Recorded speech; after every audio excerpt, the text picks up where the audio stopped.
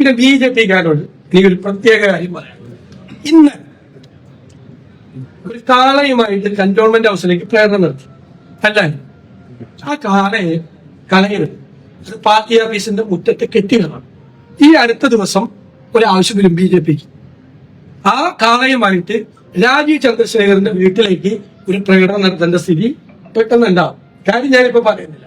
അവിടെ കാളയെ ഉപേക്ഷിക്കരുത്, കാളയെ കളയരുത്, കാള വേറെ കൊണ്ടുവന്ന സ്ഥലത്തേക്ക് പറഞ്ഞയക്കരുത്. കാളയെ പാർട്ടി ഓഫീസിന്റെ മുമ്പിൽ തന്നെ കെട്ടിയിടണം. കാളയുടെ ആവശ്യമില്ല. ആ കാളയുമായിട്ട് എന്റെ വീട്ടിലേക്ക് പ്രകടനം നടത്തിയ BJP-ക്കാരെ കൊണ്ട് ഞാൻ ആ കാളയുമായിട്ട് രാജീവ് ചന്ദ്രശേഖരന്റെ വീട്ടിലേക്ക് ഞാനൊരു പ്രകടനം നടത്തി. വെയിറ്റ് ചെയ്താണ്. ഞങ്ങളൊന്നും വിളിച്ചിട്ടില്ല, ഞങ്ങൾക്ക് അറിയില്ല. വായിച്ചത് അറിയില്ല, ഞങ്ങളെ അറിയില്ല, ഞങ്ങൾക്ക് അറിയില്ല. ആവശ്യപ്പെട്ടുകൊണ്ട് CPM തുടർപക്ഷ മോഡിലേക്ക് പോവുകയാണ്. കന്റോൺമെന്റ് ഹൗസിലേക്ക് മാർച്ച് നടത്തുന്നു. ആത്മാഭിമാന സംഗമം നടത്താൻ തീരുമാനിച്ചിരിക്കുന്നു. രാജ്യമില്ല.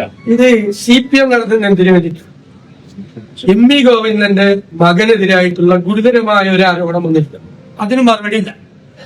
CPM നേതാക്കന്മാർക്ക്, മന്ത്രിക്ക് ഉൾപ്പെടെ ഈ കളങ്കിത വ്യക്തിത്വമായ രാജേഷ് കൃഷ്ണ പണം അയച്ചിരിക്കുന്നു, പണം കൊടുത്തിരിക്കുന്നു എന്നൊരു ആരോപണം വന്നിരിക്കുന്നു. ഗുരുതരമായ ആരോപണം. കേരളത്തിലെ CPM നേതാക്കന്മാർക്ക് ഈ കളങ്കിത വ്യക്തിത്വം ഹവാലയിലും റിവേഴ്സ് ഹവാലയിലും ഉണ്ടാക്കിയ പണം കൊടുത്തിരിക്കുന്നു എന്ന് പറഞ്ഞിരിക്കുന്നു. അത് മറച്ചു വയ്ക്കാൻ അത് ചർച്ച 2-3 ദിവസം ഏതായാലും നിങ്ങളാരും അത് ചർച്ച ചെയ്തില്ല. നിങ്ങളാരും അത് ചർച്ച ചെയ്തില്ല. ഗൗരവതരമായ ആരോപണം CPM സംസ്ഥാന സെക്രട്ടറിക്കും കേരളത്തിലെ CPM നേതാക്കൾക്കും മന്ത്രി ഉൾപ്പെടെയുള്ള CPM നേതാക്കൾക്കെതിരെ വന്നിരിക്കും. അത് ചർച്ചയാകാതിരിക്കുന്നതിന് വേണ്ടിയിട്ടാണ് ഞങ്ങൾ സംഘടനാപരമായ നടപടി ഞങ്ങൾ സ്വീകരിച്ചു. റേപ്പ് കേസിൽ പ്രതിയായ ആള് അവിടെ ഇരിക്കുകയാണ്. ലൈംഗിക അപവാദ കേസിൽ പ്രതികളായ എത്ര പേര് മന്ത്രിമാരുണ്ട്? അവരൊക്കെ ആദ്യം പുറത്താക്കി. ആ MLA-മാരുടെ റേപ്പ് കേസിൽ പ്രതിയായ MLA-യോട് രാജിവെക്കാൻ പറഞ്ഞു.